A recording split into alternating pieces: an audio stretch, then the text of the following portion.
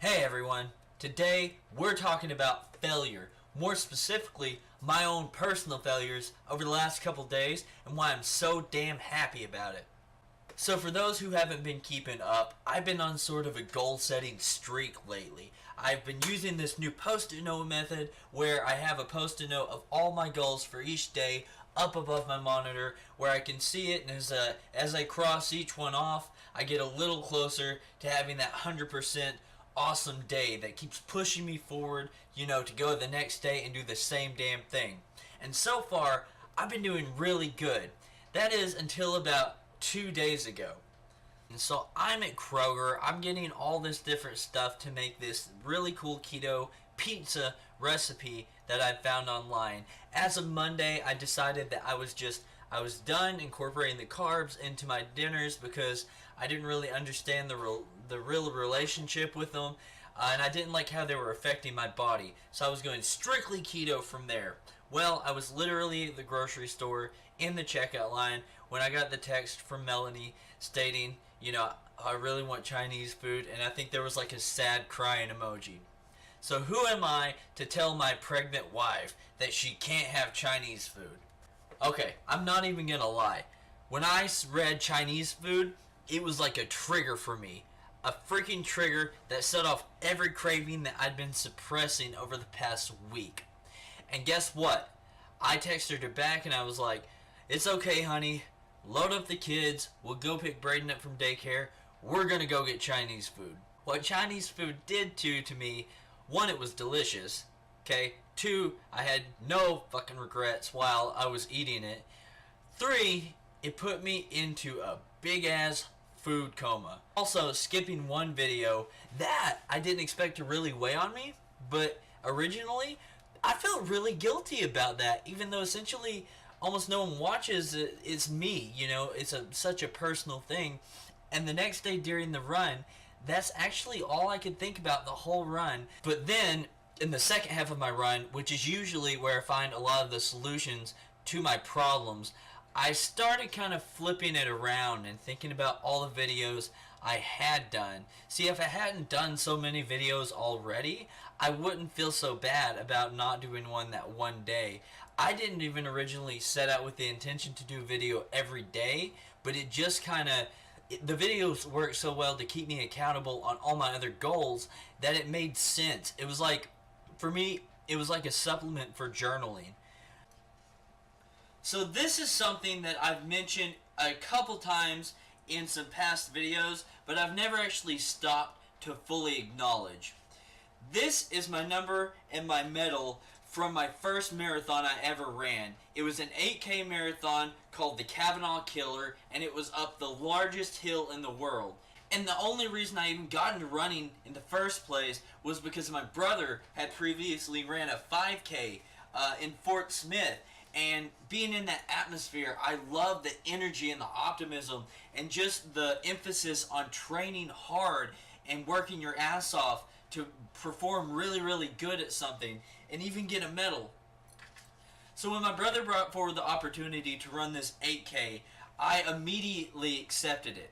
And then resistance set in, and for about 3 weeks leading up to it, I procrastinated. I didn't even register for this marathon until a week out. I registered that last Sunday, and the marathon was that Saturday. It took everything in me to make myself, one, pay the $35 and convince myself that I was worth that, and two, it was a point of no return. I was fully committed at that point, and frankly, that scared the shit out of me. But as this number will show you, I went to that race in Poto, Oklahoma and made that drive. And as this medal will tell you, I completed that marathon. And now that medal and that number, they hang up on my wall right next to my monitor to always remind me how I defeated resistance and procrastination and overcame that anxiety and fear, and I accomplished the goal that I set out to do. And then as fate or the universe would have it, today when I was tidying up, I came across my run packet envelope from that marathon, and as I was shuffling through the items, making sure there was nothing that I needed to keep before I threw it all away, I came across another card, and it was a promotion for another marathon in September. This is called the Old Frisco Trail Marathon, except it's not an 8K, it's a 15K half marathon. And guess what? It's posted up on my monitor now because now I have the next marathon that I'm going to run. Funny how that works out, huh? So after all this initial shame and hopelessness sort of washed over me following these 2 bad days, consecutive days that I had, I kind of had to take a step back and make a decision because I was going to do one of 2 things. I was either going to let those 2 failures completely defeat me and make everything that I've worked for so far mean nothing, or I was going to utilize this failure to learn from and to propel me going forward. And it blows my mind to think that in my past, with all my goals I've ever set for myself and all the same goals that I failed at, that I never even considered that the second thing was even an option. I wasn't raised with a great relationship to failure. I was taught a lot of ways how not to fail, and I was given a lot of examples on what failure looked like, and I used those people and events to kind of avoid and dodge failure all throughout my life, but I never actually learned how to deal with failure and how to accept it and learn from it. But that's changed over the last year or so with books and videos and a lot of introspection on my part, and I think overall maybe just age and time, I've really begun to realize that avoiding failure, it doesn't work, because you'll never avoid failure your entire life. And so if that's all you know, then when you do inevitably fail at something, how do you keep that failure from not completely shattering your whole outlook on life and sending you back to square one? That's what I didn't know, and that's what I was trying to figure out, and have been trying to figure out all this time. So 1, when faced with a failure, I really learned to acknowledge the good things that came out of it. And there's always something. So first, with my bullet post-it note strategy that I've been experimenting with lately. Every day I would have my post-it note with all my goals up above my monitor. And on the days when I X'd them all out and got 100% efficient day, I used a thumbtack and I tacked that up on my wall so that I could physically see my wins. Now it was likewise important to also post up my failures so that I could have that comparison. So I added my failure post-it note to my wall. And I expected some kind of shame or guilt to come over me as I tacked it in there. But then I glanced up at my other stack, my win stack. And I decided to count them because it looked like I had a lot more wins compared to my 2 losses. So per my post-it note method here, I've discovered that 80% of the time I'm efficient and productive. That's 80%. If I kept that 80% over 5 years, 10 years, or a lifetime, I'm going to do pretty well for myself. If only 20% of the time I'm not at optimal efficiency. And remember, those aren't even full failure days. That's just when I don't get one thing done. And then let's talk about these very videos right here. Okay, not just the consistency that I've been able to put out, but also I compared the first one to my last one, and the editing has gotten better. There's even like an actual thumbnail. Plus, I'm improving on how I speak. My overall confidence has gone up. I used to be scared to do these videos if anyone was around. I'm talking my wife, my baby, anything. Like, I had to have complete silence and privacy. Now, I can film in front of her, It doesn't bother me. I have confidence in myself and what I'm saying. And lastly, and perhaps most obviously, these videos have given me another sense of accountability. I feel like I owe these videos, and when I do these videos, that makes me feel accountable for the other goals that I've set for myself. Because I'm either going to sit down and tell you, today I've won, or today I failed. So it's important that even when I do fail, I give myself time to get over that initial shock of shame or regret or any of those bad feelings, and give my mind some time to sort of develop and cook on that a little bit. And then I come to something like this, where instead of dwelling on my failures and being all butthurt and apologetic about it, I'm going to use them as fuel to propel me moving forward and with a new strategy and everything like that. So with that in mind, here's how I'm looking to the future. I start my new teaching job that I've been in training for. I start that in 1 week, 7 days. So on May 30th, that should be my first day. I've been so terrified and dreading this, and actually for most of this month I just haven't been thinking about it. I haven't been adding it to my goals. It's been nothing like that. It's almost like I've been pretending it wasn't actually gonna happen. But it was sort of funny. I started to think about how I was handling these personal goal failures, and I took that and applied it to this teaching job. 2 months is a really short time. We all know, if we've ever been in school, summer vacation just goes like that. That'll be the duration of my teaching. So when it's over, and nothing I did or didn't do is really gonna hurt me or affect where I go from there. I may continue teaching or I may get another job, but the experience and how I face it is gonna determine my overall attitude and basically what I come out of it with.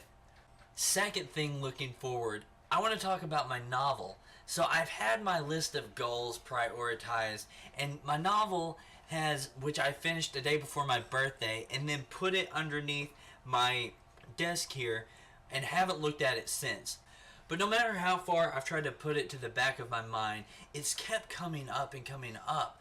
I've just wanted to look at that novel so badly, and finally yesterday in the afternoon, I was kind of like, why am I not listening to my instinct on this? You know, if it's really nagging me that bad, am I really going to procrastinate doing something productive like that just because I prioritized this other goal? So I ended up taking it out, and I only read through the first 10 pages. But you know what I got from that first 10 pages? This is a decent piece of writing. Like, this is a story I can actually follow along, which is totally opposite to my usual reaction to anything I've written. I go back to it and I'm like, this is shit. What was I thinking? This timeline doesn't work. God, what the hell am I going to do? This is trash. It's just trash. Not the case with this novel. I really think there's something there, and why I know that there are possibly some timeline stuff, it's like the core of that novel is worth making those adjustments. So overall, I'm really excited to get back to that. And again, I'm not sure when I'm going to start the editing process, but it makes me feel really good to know I have something at least worth editing. So the last little piece of looking forward to my future here is sort of this concept that I've come up with over the past month or so, and I'm calling it like Academy, but Academy. So it's all about developing myself and my personal habits, and I think she's getting tired. Developing myself, my personal habits, and just skills that I know that if I acquired in 5 to 10 years, I would be a completely different person. So I've kind of put myself back in school, but instead of studying subjects that I don't really care about, I'm only studying subjects that really intrigue me. So if I had to make up my curriculum, it would be physical education, creative writing, stock trading, music lessons, and then money management. So some of the resources that I'm using during this Academy course are things like Skillshare. TD Ameritrade has a bunch of cool educational programs, and obviously YouTube and reading books. Go to Goodwill and you can find a book on stock trading, money management, anything. I've just been collecting more and more books, it seems, recently. So I promise to be a little less preachy and in your face in the upcoming videos. But before I leave you, I just want to go over some of the lessons I've learned. One, through this experience, but two, over just years of trying and failing and setting goals and failing and starting from square one, getting to a point and burning out, and then failing and starting over. Just years of failing. But I've learned so much. One, I've learned that you gotta value yourself in every aspect. Your time is so valuable, and people say like that's the one thing you can't buy. It's people's time. You can sure as hell monetize it, but you can't buy it back, right? Once it's gone, it's gone. Be sure to remember that in every aspect of your life. Your time, whether you're doing someone a favor or someone asks you to do something, remember how much your time is actually worth. And be sure to dedicate a lot of that to yourself and things that you feel are important. You're owed that. No one can take your time away from you. A second thing I wish I would have told myself a long time ago was to invest in myself. I'm so damn frugal when it comes to anything that could improve my life in a significant way. I won't drop a penny on myself, and over the years, that's really kind of put a burden on me. But over this past year, I've really moved beyond that, and it really started with me. I basically had to make my own separate checking account aside from the one me and my wife share. So now that I have my own account with a little bit of money in it, I can make the choices a lot easier to buy a subscription to something for a couple months just to try it out and see if it's going to benefit my life. I can buy books that I see and I really, really want.